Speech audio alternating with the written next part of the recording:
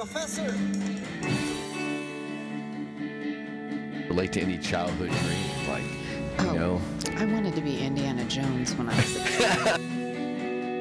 It had a profound experience one day, and I went into college the next day and changed my major.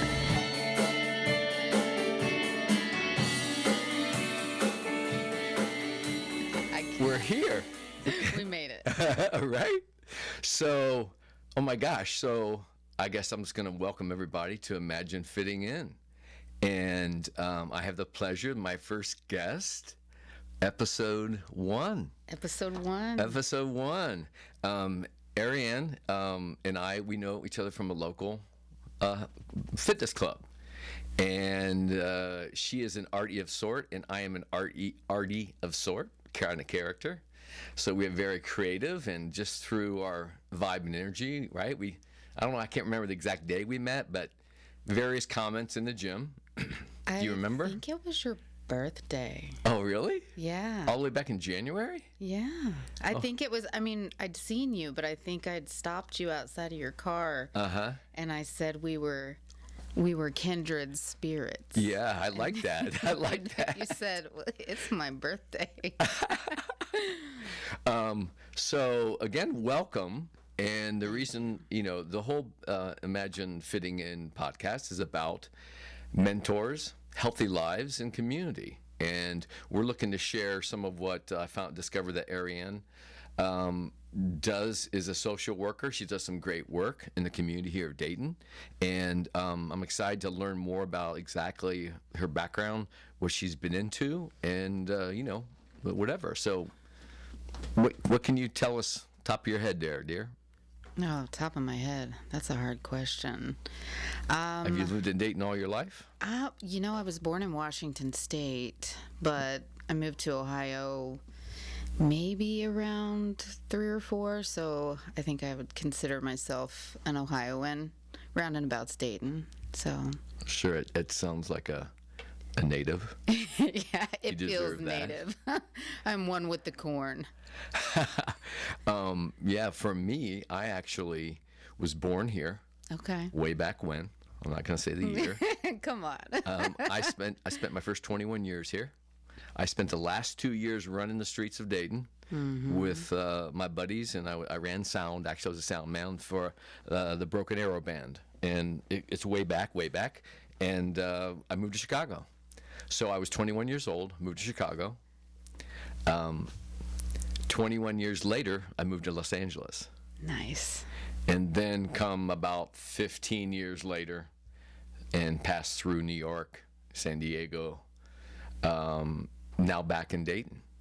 So I literally have spent the same amount of years in Chicago as I did here. Now I'm adding them back up in Dayton. Dayton has a way of bringing you back. I don't know. I see people go all over the country and they just come back. What it is. Well, I used to be in advertising, and I got into fitness. And I created the moniker the Balance Professor. That's a conversation for another day. And I'm a fitness professional. I'm excited for that. Yeah, and we have plenty to explore. We're going to really talk about understand what's going on with you and touch on my background, because this is the launch of Imagine Fitting In, and I'm super excited. So I'm hoping that you're open to maybe come back and being a recurring guest. Co-hosting with me, maybe, because I'm going to have all kinds of neat, workers and professionals that anytime I feel the magic between people, I think that that would complement and have interest. Yeah. So it's about spreading the love, right? Pass it forward and get people involved. So you were born in Washington State. You got here, and the work that you do now. Where'd you go to school? So I graduated high school from Stebbins over in Riverside. Okay, sure. Yeah, Familiar with that, yeah. Absolutely. And waited a long time before I went to college, so. Oh, there you are. Well, let me just mute that. Right. This is the 21st century, guys. Right. Everybody's has to take notice. Do you know I don't have one audio notification except when a motorcycle starts, and that's a phone call. But That's what that was a phone call. That was a phone call? That was a legitimate phone call. All right, yes. good. Okay, I'm good. So Stebbins, and what were you into? Like, what was your gig? Like, oh, I was a terrible teenager. I was into trouble is what I was into. okay, you know, teenage years are something to be, I don't know, savored or thankful that you survived. Yes, definitely that. But also, there's a certain toughness about it, right? They toughen you up. Yes, I ended up having a child very young, and I would say that in a lot of ways that saved me. I was probably on the wrong path. So a lot of life experiences that are tough really can kind of set you right. There you go. Right. Was there? Here's what I'm going to ask everybody, all the guests. Was there ever any particular teacher or like individual? You know, like, can you remember your first one? Oh, you know, there were two that stand out that I will remember until my last day here. I had an English teacher, Miss Niemeyer, and she supported my art. She supported my poetry. She had me write lyrics for her son's band. Oh my gosh! Yeah. What was the name of the? Do you remember the name of the band? I hope you do. Inverness, I think. Oh my gosh, Inverness. Yeah, I think that just don't Okay. quote me, but I was so young, and it was just. What year was that? Oh God, I was in 8th, 9th, 10th grade. Who knows? Was that in the? Was that in the 90s? Oh, in the 90s. It was okay. in the 90s. All right. And I had another teacher, my creative writing teacher. I guess you asked me what I was into earlier, and it was poetry. I carried a notebook everywhere with me. That's all I did was just write poetry. Okay. And I had a creative writing professor, Mr. Aponic, and he just gave the best guidance, the best feedback. He knew exactly the right questions to ask, and I was always so inspired, and he was fantastic, a huge part of my life. Yeah. Those are, you know, I often ask people, you know, do you remember your first kind of like, sometimes I've had so many. Yeah. What about your first? Well, you know, what my point was, and I'll get to that, is that a couple stand out really prominent when you're more when you're coming of age. Mm-hmm. But then when I was a young kid, there's a guy that I considered, you know, a mentor or an older gentleman who gave me confidence and influenced me in a way that was one subtle afternoon. So it's on my street. I would walk up the street, and I'd ask the gentleman. His son, he's now passed, the gentleman. His son has been my best friend all my life, and he just still lives up the street. And so anyway, he had all these young, strong, strapping boys that were older than me that could definitely cut his grass. I go wheeling up 3 houses up with my lawnmower. I might have been 10 or 11, and I said, "Hey Pete," I said, "can I cut your grass for $3?" And he goes. You know, he was kind of stern, quiet guy, tall guy, kind of intimidating, you know? Mm-hmm. And he goes, "Nope." And I'm like, I just looked at him all stunned. He goes, "I'll give you 5. And he just, the sweetest gentleman. Yeah. So that was one that, you know, it stood out, those memories. But probably one of the first mentors when I was in school, like, right? I remember as a male mentor, his name was Mr. Jerome Ingram, and he was an art teacher. Super, super caring and just a soft tone. He walked around, he had a voice like Barry White. He looked like Lou Gossett Jr., built like that, goatee, kind of balding, glasses, just super cool. And he literally taught me how to sign paint. Back before technology. So when people, you know, believe it or not, kids, people used to actually hand paint signs before computers, and, you know, there was a skill. So I can still paint a sign to this day. Nice. And also I learned calligraphy. I can write all that kind of pen and ink. That's kind of like, oh my gosh. Yeah. People are thinking like the founders in the Constitution. Right. You know? So, and then, so you went to Stebbins. and you love poetry, and then, what's that next adventure? What's that next channel you found? Well, after I, had a child really young, and I decided to straighten up and stop acting up, I didn't really know what to do. I was kind of lost for a little while. And it took about a decade before I went back to school. I think I had kind of lost faith in myself and maybe in my intelligence, and I definitely had a period there where I had a lack of mentors. It was a good decade. I mean, it was a learning experience. I worked in the food industry, bartender, serving. I think that is something everyone should do. You should experience it. It makes you just a better person, more tolerant person. I hear that. I Yes. did a stint as a waiter, and it's humbling. Yes, it is. So Yes. much. You learn. And hard work Yes. on multiple levels. So many levels. Right. You learn who you are at the core of your being, I think, being at the mercy of others like that. And you also learn a lot of gratitude, and it was great. But I decided to go back to school and started at Sinclair Community College. Right, great. Amazing, best place ever. I agree 100%. Favorite of all three colleges I attended. Love it, best professors. And I went on to study language. I had no idea what. I'm like, I don't love anything. I don't care about anything except for language. I just have this love for language and words. Right. Back to the poetry. Did you ever actually write your poetry and then work to translate into another language? I did not. I ended up going kind of the other way. I was interested in reading in other languages and wanting to translate back into English. But I didn't know, I just had a talent for it. It was a strange talent to have, and I was studying multiple at the same time. Multiple. Which languages? I was studying French and Spanish and Latin at the same time, and I studied French for about 8 years. And I didn't think it would translate well to the others, but I mean, they complement each other, and I picked up the others just like that. I have one word for you. Yeah. Oh la la. Another whole other story. My sister married a Frenchman. Okay. My late sister. Okay. But that's a whole nother story. So language, okay, and then how does your world today, in terms of your profession, relate to any childhood dream? I wanted to be Indiana Jones when I was a child, so it doesn't.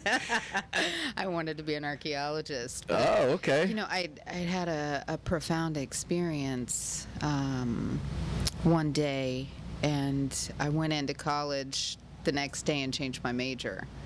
And so that was kind of how social work came about. Tell us more. Profound experience. Is it shareable? It is, and I think it's pretty anonymous. But I was at home, and there was a knock at the door, kind of an urgent knock, and there was a young girl at my door, and she asked if she could come in, and she said that she had been hurt by her father and that she needed a place to hide.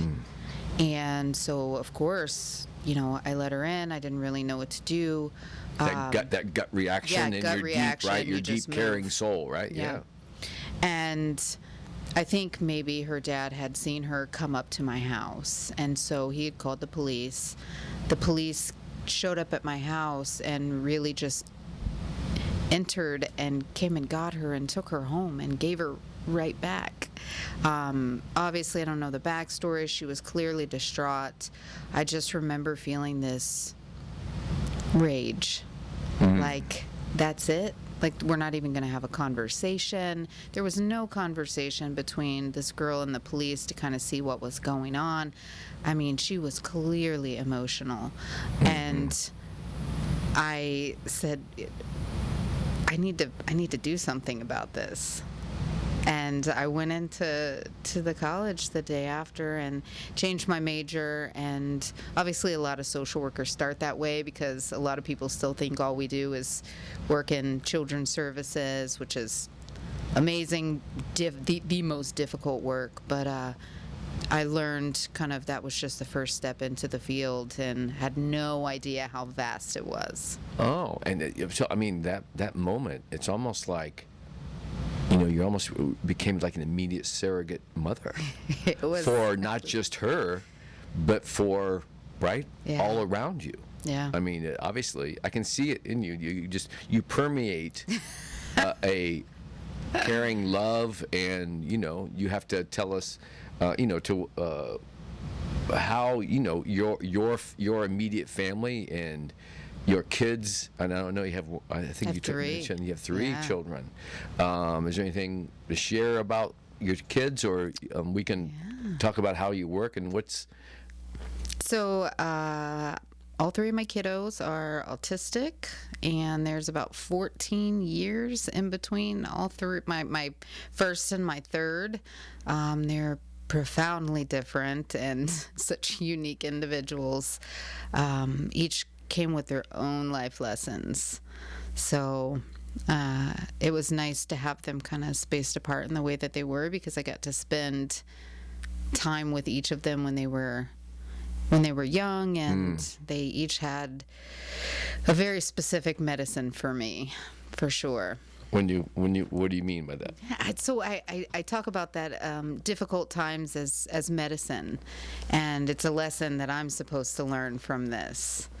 And so, you know, having my first child at 16, 17, Wow. there's medicine in that. You were a kid. I was a kid having a kid, raising a kid. Wow. And I didn't know how much that would help me later on in doing what I'm doing, and relating to people, being able to support people going through this, having this unconditional empathy. We're in a space where there's still a lot of judgment. Think about how we think about teen parents. Right. Right. And that's back in the day. Just that mental fortitude of a 16-year-old. Yeah. I mean, that says a lot about your overall being, character. You know how you mentioned, you know, these children. I believe these. You know, I've never had the experience in the beautiful moment of having children, but I kind of, from what I've known and seen, I kind of believe that these are each individual beings, and it looks like to me, that is my theory, is that the job of the parent, ideally, is to obviously support, care, keep them safe, stay out of trouble, discipline them, keep them on a path, but also try to recognize, you know, those little gifts, those little things that light up their eyes, and try to nurture that and make sure they don't let that be extinguished. And then, you know, of course, I'm sure you can tell me stories of the kids going through all the phases, and I'm sure listeners out there, their kids know what I'm talking about. I'm sure they've just, you know. Well, there's a poem that I'll make sure to share with you, but I think it's called "On Children," and it says something along the lines of they come through you, but they are not for you. And it really, we can't hang on to that. We are just a vessel, just a vehicle to bring them into this space and to support them as individuals. We don't own any part of them like that. So you mentioned when you, like that experience you mentioned about the girl at your door, that kind of made you, you know, you want to become and get involved. Yeah. And so how was that, you know, that trip from, you know, Sinclair in school and your first opportunity? What was that like? I mean, I walked in there with a purpose. I was a little hothead. I still am. I mean, I'm not kidding. I walked in there and I just said, I need to change my major. I was 110% sure. I didn't know where it was going to go. I just knew that I could still study language. I could still love language. It wasn't going to go anywhere, right? But I knew that there was a process for this, and I jumped straight into it. I had to reorganize some classes, but I did my 2 years at Sinclair. I went on and did my bachelor's at Wright State, and then I did a 1-year master's in a joint program with Miami and Wright State, and I'm gonna tell you, I can't. I got extra gray hair. 1-year master's is tough. Oh, a 1-year master's? Yeah. I think I haven't. My nephew's wife, I think she was cramming at that for a while, and I'm not quite sure. She was like we didn't see her. Yeah. Yes. Yes. You did not see her. Yeah, I think at one point I was serving like 5 nights a week till 11 midnight, whatever, and then you have your internship, and then you've got classes, 4 days a week, and that was the hard part, having kids, right? And they didn't see me. Hey, I went back to school recently at Sinclair. Yeah. I'm single, no kids, trying to work and go to school. It's brutal. I don't even know. I mean, I used to have I had a paper route. Mm-hmm. I had some first other jobs. That's another story. But yeah, I mean, the juggling. Yes. And I think social media has kind of made my brain soft. I don't know if I could do it now. This was pre me having social media, right? I was really late to that. That's interesting. Okay, that's probably a gift. That's probably better. Yeah. Now, so wait. Tell me about what do you mean about that? So, I was kind of like anti-technology. Like as a kid, I was a weird kid, right? I was like, no, the internet. I don't want to get into any of that. I wanted my paper books. I wanted to carry them. I wanted my notebooks. I didn't get social media. I didn't get a cell phone until I was like 22. Okay. And that was, like I had no cell phone, no flip phone, no nothing. And no bill. No bill, right? And I didn't get Facebook, I think, till I was like 27. So I would say that majority.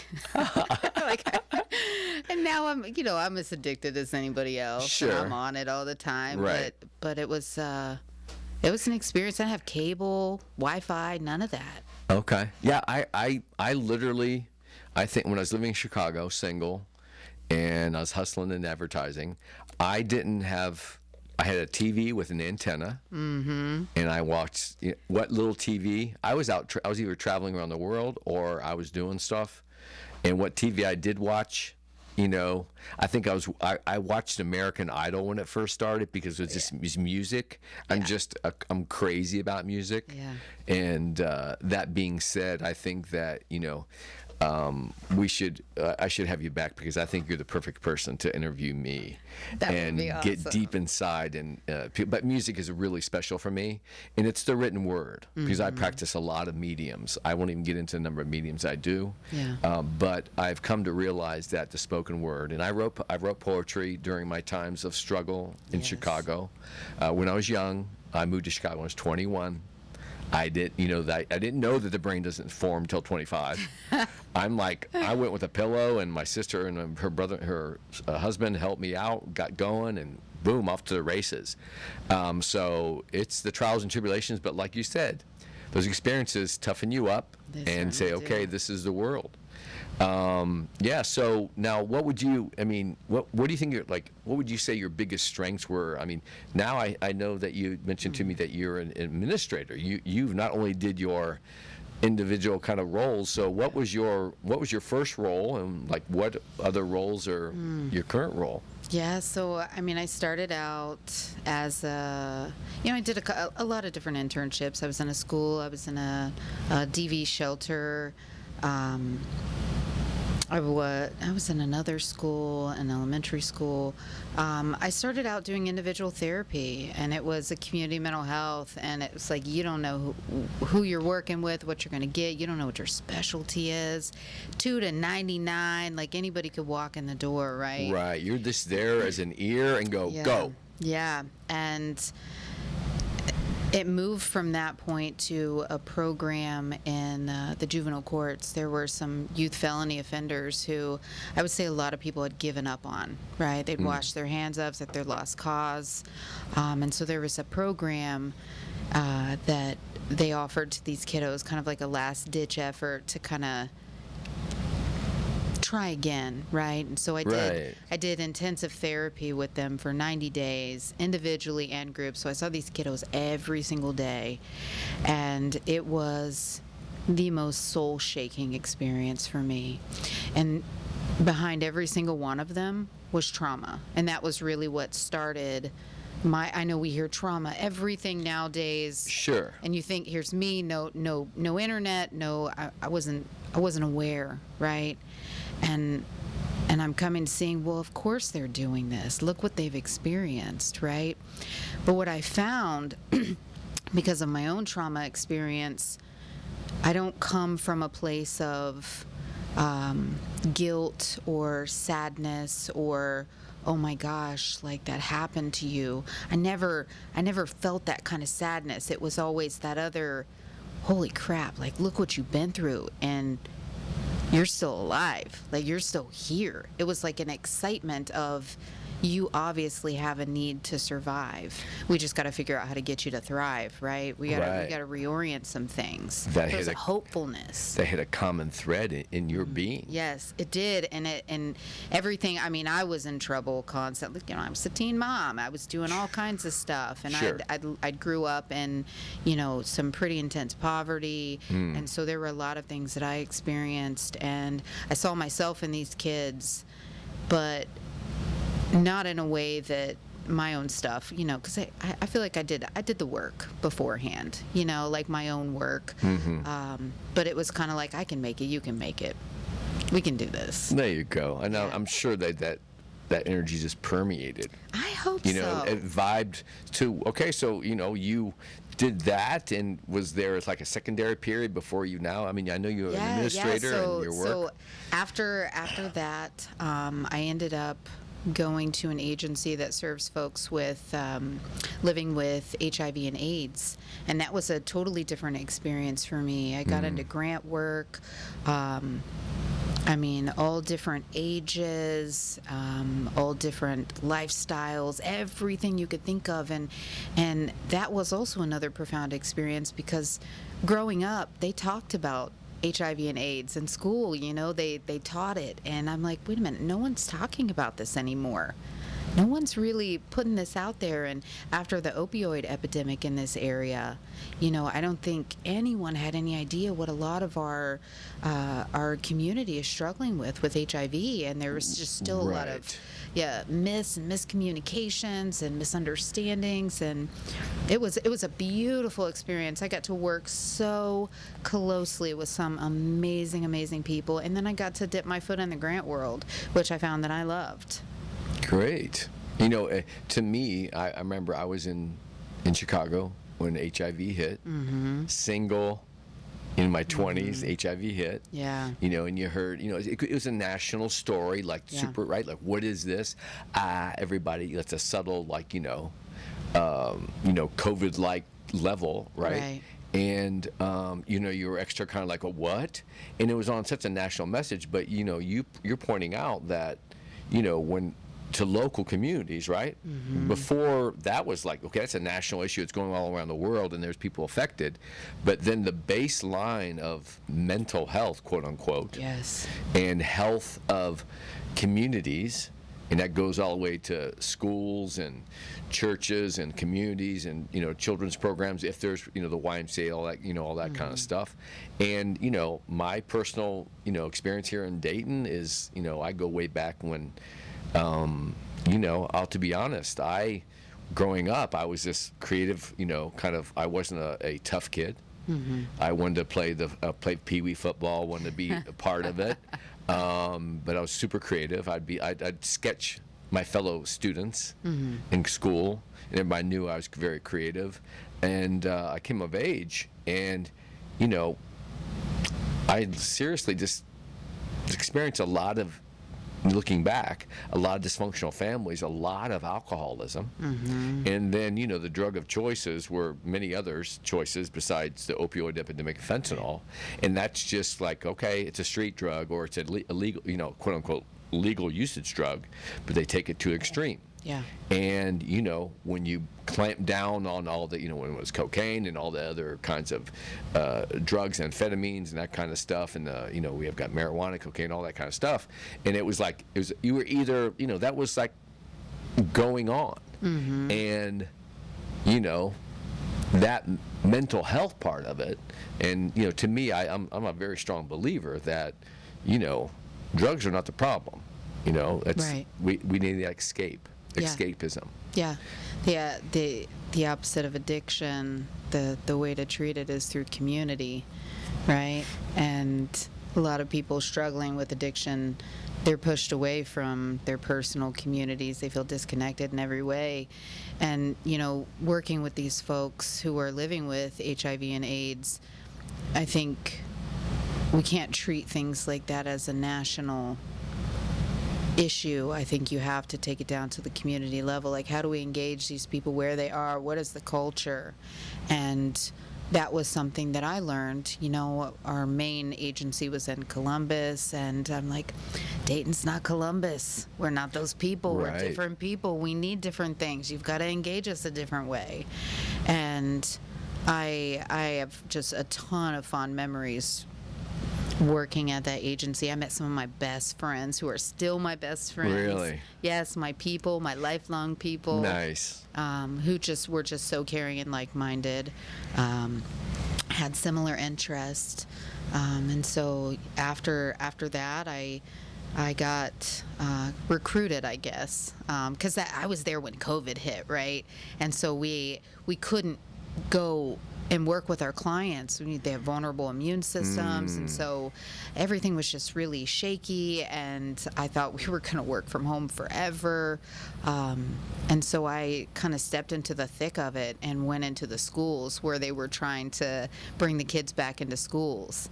So got back to working with kids again. On the front line. Yeah, on the front. It really was. I had COVID like 7 times. Oh, my goodness. Yeah. I was like, oh, it's just a part of my body now. And this is who I am. And got involved in a trauma grant focused on secondary trauma. So thinking about people in children's services and the juvenile justice system, police, right? Why does police violence happen? We won't open that conversation right now, but the interest was to kind of explore the impact of secondary trauma on those who were kind of already there, right, working with trauma on the front lines, and things were extremely difficult just across the board, right? I can just imagine how, okay, so you have a not so great childhood and situation. Those situations not spoken about back in the day, they were happening. And some were tough and survived, some that kind of like troubled, right? All of a sudden, you take to the streets. All of a sudden, you're looking for that escapism.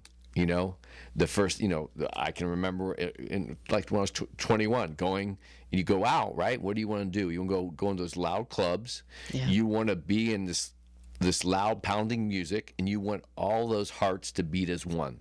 And you want to go somewhere else in your mind, physically, right, and mentally, and try to find that little niche of nirvana. I mean, that's kind of like going out on Friday night, having drinks with friends and hearing music or band or whatever, right? Yeah. And so, what I'm getting to is that when you're young, okay, all of a sudden, then you go there and they're like, oh, okay, from whatever behaviors, the drugs either, direct you, like all of a sudden you have AIDS, you have hepatitis, or you're like desperate, like it makes you want to go do something illegal.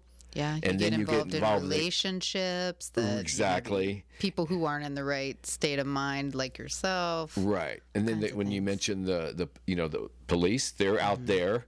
They ultimately probably have the same things they're dealing with at home. Yeah. And they're out in the streets and having to try to answer that and try to do their job. Yeah. So I believe it's just we become. I don't think there's a problem with being hypersensitive to trauma. And especially in trying to identify it. Yeah. But we can't lean too much on as a crutch. But it doesn't mean that it's not happened and it's not real. No, awareness is the first part. Once you're aware, then action needs to take place. You can't just be aware and say, "Oh, I'm traumatized," and that can't be your identity, right? It's I have this trauma. Now, what can I do? You've got to do the work. I spent so much time. I actually ran sound for a band back in the day, in '82 through '84, before I left, and I discovered that alcohol, obviously legal and out and about, and that was the one positive. I would say it's a drug. Yeah. Oh, for sure. That was beneficial for me. That opened my eyes because that alcohol is a truth serum. And people show who they are. Yeah. And they'll say what they mean to say.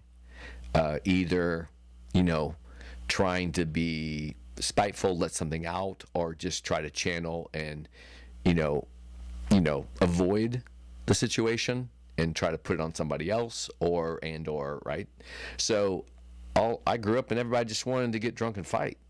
I'm like, I'm not into that, so I get involved with a band, run sound. I play all over the city. Mm-hmm. We play private parties. Okay, I'm like 19, 20 years old, you know, top of the world, playing these fun big parties at these Centerville, these big houses, parties and bars and stuff. The house parties, all the people would come, and they'd get drunk and want to fight.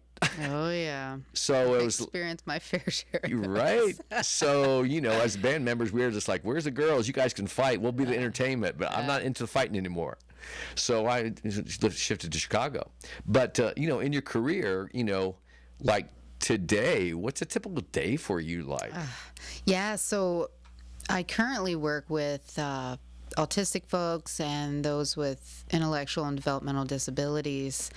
And one, I never thought I would find myself in this realm. Having 3 autistic children, I said, no way, too much, can't do that at home. And then be in that same realm at work, I don't know, I'm in love. I thought, I mean, this is my forever population. This is my passion. I mean, it's all my passion. I've loved everything that I've done, but I feel like this is my stop, like for the rest of my life. And so my every day at work is wildly different. I'm a boots on the ground kind of boss, I would say, as much as I can.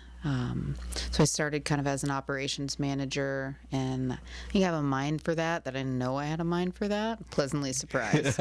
But I oversee different programs where we serve folks that can't really be served in a lot of other capacities in the community. Mm-hmm. We have a program, a lot of kiddos who've been unsuccessful in school because school is not built for the neurodivergent individual or someone with disabilities.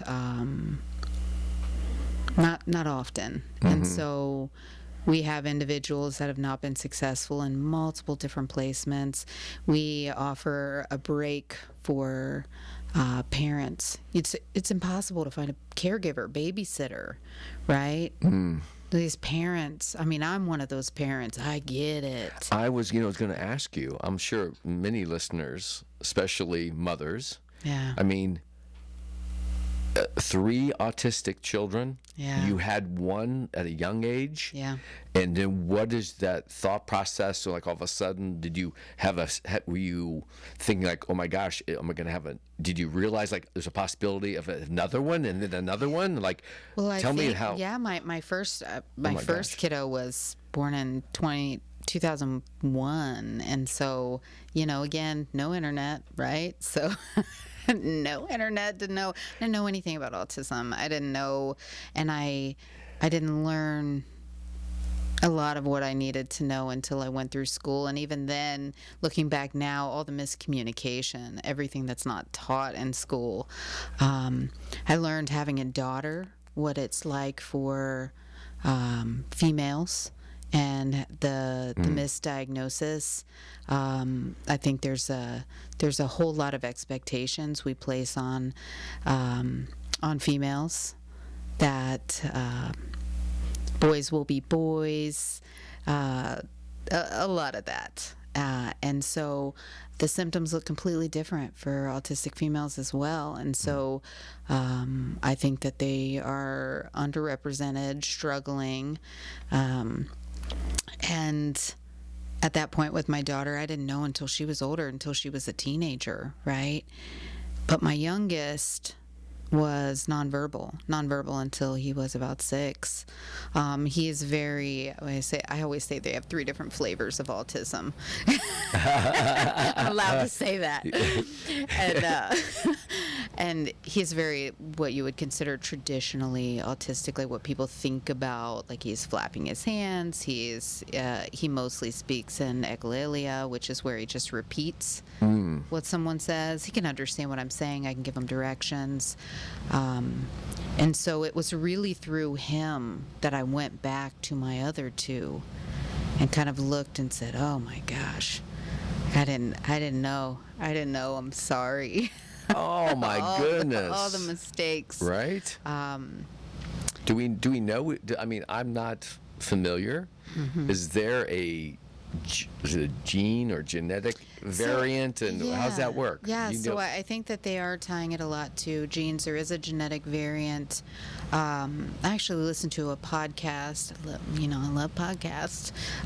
Who doesn't? Right, recently about kind of the difficulties in studying autism, and you can have kind of like whole gene markers. You could just have like one marker on a gene, and you think about how complex everyone's DNA is and why everyone's autism is different.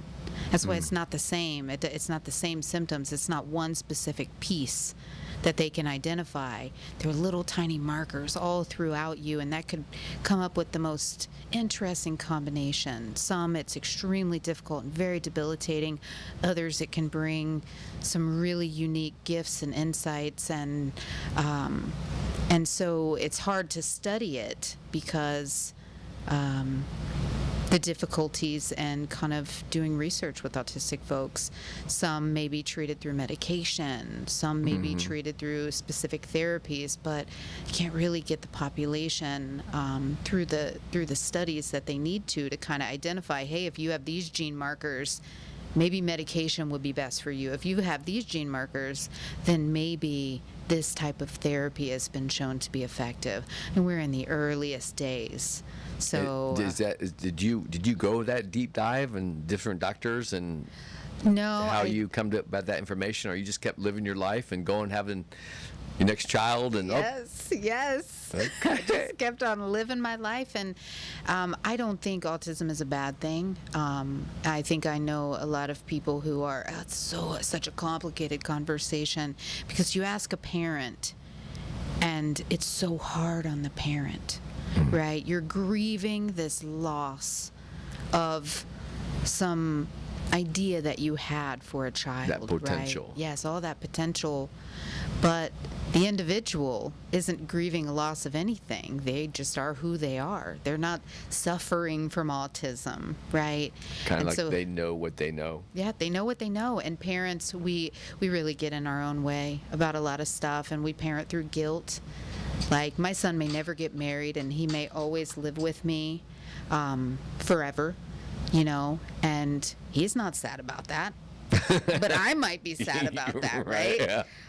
That's my own thing to deal with, and a lot of times we put that on our kids. We carry that guilt, and so that is some of the therapeutic work that I do. I love working with parents. I've been one my whole life. Right. Well, we'll get your specific, outreach, your social media connect, or whatever information you can provide. But so what I see here that you have this organization. Yeah. Is it the National Child Traumatic Stress Network? Yes. What can you tell us about that? I would say that this is kind of a conglomerate of some of the most amazing people who are interested in trauma work. This was part of the first grant that I participated in. And there's just a lot of resources, a lot of training. There are a lot of specialists on this website.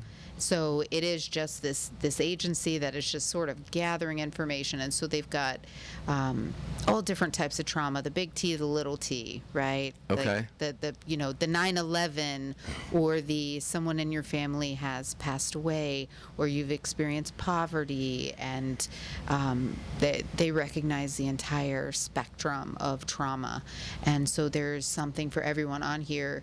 And what I'm interested in is furthering for the IDD and autistic communities, and how do we do trauma work with them? I think that is something that clinicians are still struggling with. Like, how do we use CBT with these individuals and make it trauma informed? And how do we do talk therapy and play therapy and be trauma informed? And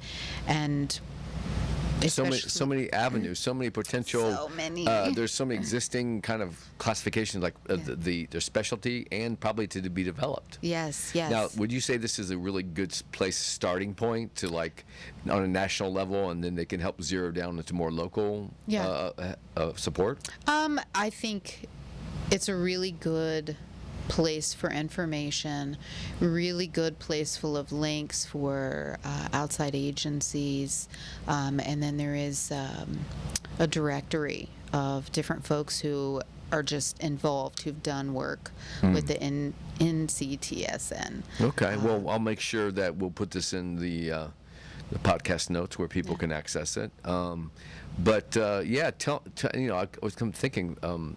Tell me if you were a young person out there, thinking that this is a field that you might be getting interested in. What would what would be a trajectory or like a avenue do you think you would be good to follow in your experience? For sure. One, I support community college. Save money. Do your first 2 years if you can at a community college. Do that. And a lot of those credits transfer. I would say going into social work, don't feel like you need to figure it out in the beginning onto who you're going to work with, what you're going to do. You get that degree, they make it broad on purpose, and so that way it could translate. I didn't think going in to go and be a therapist that I would be overseeing all of these programs at an agency and all of a sudden, like the boss, like you're. I didn't think that I didn't go in for that. I have no desire to be anyone's boss, for that matter. But here I am, and so don't worry about that. Just get in, learn, be hungry, be curious, and don't feel bad for people in a way that is going to get in your way. You can't look at people through guilt. You can't feel sorry for people. You have to have hope, and you have to think about, I know we hear resilience a lot. I mean, resilience it's a real thing. People do come back from stuff. They learn from stuff. They spin it around. So do your own work. Do your own work through your own trauma. Otherwise, you're going to get in your own way. And do you and Sinclair? A couple questions on that. Yeah. Personally, I know back in the day, I got involved in a kind of work cooperative program, and I got a good opportunity back in the day. Were there any? I know they still have some cooperative opportunities there. Did you experience any cooperative opportunities at Sinclair? In terms of connecting with businesses after you graduate or while you were in school? Oh yeah, they do an entire field placement course, and so they put you out there. They've got connections with everyone in the community, and so you basically say, here's what I think my interests are. And so then they connect you. A lot of times, there's counselors, right? Yeah. Connected with the obviously, right? They're a mentor, basically, right? You want to be at the VA network. All of that. You kind of pick your population that you think you're interested in. You want to go and explore that, and then you have other opportunities to try something else. So I mean, that's where you get the real field experience, and a lot of these agencies. I mean, there is a hiring crisis. There are people, it's tough. And so you get in somewhere, you do good work.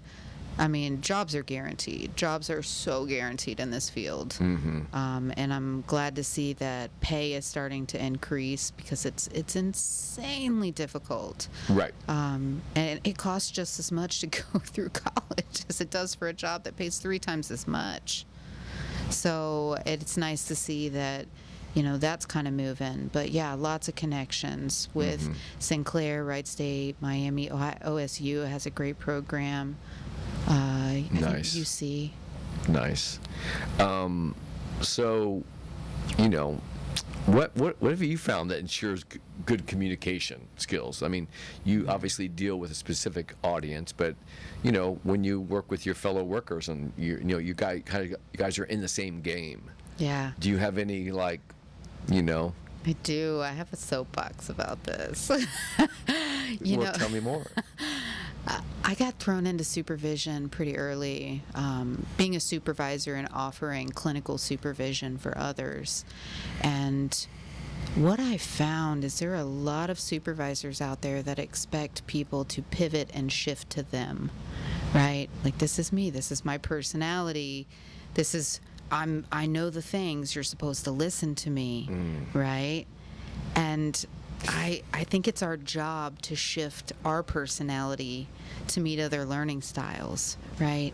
And so if you pay attention, you figure out ahead of time what somebody needs out of what's their best supervisory mentor experience, what's their worst, find out what you can ahead of time, and then you pivot to them. That's your job. Right. That's smart because, right, who wants to keep hiring people? Yeah, exactly. Right? If you're closing the door on them. Yeah, they just want to be heard. And not having, if they don't even know there's a door to come knocking on, let alone, have an open door. Yeah. So I completely relate to you on that. I'm sure our listeners can relate to, any professional experience working for companies and individuals. And managing is an art form. It's definitely an art form. Yeah. And communication. And I think you hit on the nail on the head with, supervise 20 people. They can't all bend to my personality. We go, it goes back to when I mentioned, right? It's that parents and that supervisor's job. Okay, who do I have in front of me? Yes. What excites them? What makes them light up? And can you light up for me here? Yes, exactly. And that opportunity. So it's kind of simple as that. Yeah. You got to, okay, you have to be here on the clock, whatever, blah, blah, blah, blah, blah. But then, hell, life goes on, or life is happening. So in terms of what situations have you had, but where, like conflict, have you, how do you, good conflict management skills, So if there's something that, because things happen, right? Miscommunication, and somebody can get super upset. Now, I guess it's on a level of, as your skill profession, dealing with people that are suffering from trauma or have been, their communication is already challenged and they may be so upset they're trying to calm them down. But then you have the extreme of just a typical person that's hired, that's coming in to do this job, to work with people. So, how would you, it seems like it's the same window, but very different focus or levels of glass that you have to look through. That's a good way to put it, honestly. I think you just have to pull your skills that you have as a therapist. I'm working with, we do lots of crisis work, lots of crisis management. It's not about me. I get bit, I get kicked, I get all kinds of things, right? Has nothing to do with me. And so we dig into that. We de-escalate. You had a staff member coming in. You got to recognize that they're doing some of the hardest work out there, right? They're getting bit daily. They're getting kicked. They're getting punched. They're getting cussed at, called names. And now, this is across the board, or is this specifically specific to the population, just, kind of where we're working at. And also, I think case management, community mental health, substance use. These are some of the areas where a lot of this kind of stuff happens, right? And so they've signed up to do this work. So you got to remember that at the forefront of your mind. And there are people who signed up and then realize they didn't want to do it. And so you just got to have a conversation there's a lot out there. You don't have to do this. What's going on? You got to be curious. Right. Try to lead with curiosity every chance you get. And 9 times out of 10, people kind of break down and say, oh, this is going on. Or I'm really overwhelmed. I'm really stressed out. You just give them a moment. And, I had a recent experience where someone had said, I just don't know what I'm doing. I don't know what I'm doing. I don't feel like I'm doing anything. And I said, the way that I think about it is we go through school, right? And you're not going to remember that teacher who taught you long division and all the steps and how they did that. I said, but I know you can think about right now those 1 or 2 teachers. And I got the head nod, right? The ones that were those people for you. Mentors. I said, yeah, exactly. I said, what you're doing right now is you are offering an opportunity to be that person for some of these kids. Relationship is 90%. It's great you can do long division. It's great you can do this technical skill and that technical skill. But you are offering them an opportunity to have a safe connection with an adult. and you could be that person. And so that's what you're doing. It's our own ego that gets in the way. Right. Like, I'm not doing a thing. I'm not doing great long division or using all these skills. That's about us. That's not about the kids or the clients. They just want a relationship. They don't care what technical skills you're using. And I think I'm hoping at that moment that something kind of clicked for her. And she's like, oh, I'm just here to be a mentor. Is it similar, like, when you hear stories of, like, police officers on the street? Mm-hmm. I've heard that, the best police officers are the guys that grew up on the street. Yeah. And know what goes on. Yeah. So I'm assuming that, like you said, I mean, I know with my fitness career, the reason why I'm so passionate is because it's very important to me. Yeah. And I felt that driven, and it gives me great satisfaction of engaging my body temple. Yeah. And I love sharing that. So just, gosh, thank you so much for doing this. I'm excited, fantastic. Right? And, imagine fitting in. The real, again, I'm going to go back to mentors, healthy lives, and community. So just wanted to get this message out. So, Arianne, we do a lot of social, we kind of link it to social media links and information. Is there what's the best way to reach you? We can put this on my link, or you want to tell the audience where's the best place to get a hold of you just to have a chat? Yeah, so I would say probably my art Instagram profile. Unfortunately, I have to make a lot of my Facebook and whatnot, all of that super private, because clients will do whatever they can to find you. Oh, I gotcha. They love you, and I love them. And Okay, so you're incognito from Yeah. your clients. Yes. But you're comfortable giving that address out? Yeah. What is it? It's Tenacious Clay Things, Tenacious_Clay_Things. And so it's not connected to my job. It's not connected to even I don't even think my name's even on there, right? But I'm always open to messages, and you can see, we can talk about self-care. You can see how I self-care and how I make it through this tough work. So you're okay to just reaching out and say, absolutely. hey, we heard you on the podcast. That would be so great. Yeah, so awesome. Okay, so I want to thank you again. Thank you, listeners. It's been actually a wonderful experience as the first episode.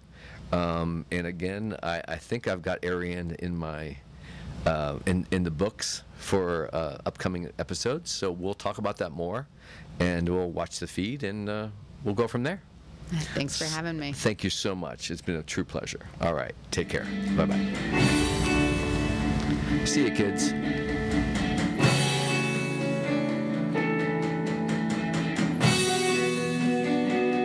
Professor!